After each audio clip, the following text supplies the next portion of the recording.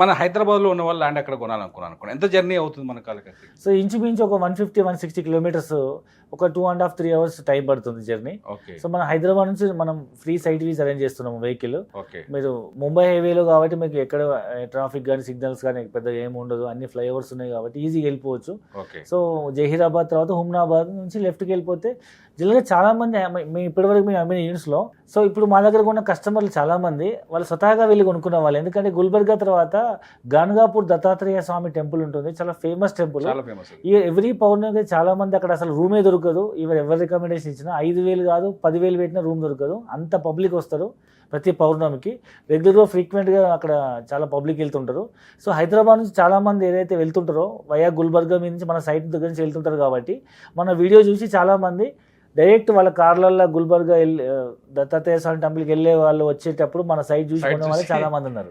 అంటే ఫ్రీక్వెంట్గా జర్నీ చేసే రోడ్ అన్నమాట. ఇంకా ముందుకెళ్తే సోలాపూర్, పండరీపూర్, తుల్జా భవాని, తర్వాత పండరీపూర్లో పాండురంగ స్వామి ఆలయం. సో తర్వాత కొల్లాపూర్ వెళ్ళే వాళ్ళు, గోవా వెళ్ళే వాళ్ళు ముఖ్యంగా ఈ రోడ్లో వెళ్తుంటారు కాబట్టి చాలా మంది వచ్చే పోయే దారిలో మనకు ఒక ఫామ్ హౌస్ ఉంటుంది అనుకునే వాళ్ళు చాలా మంది ఉన్నారు.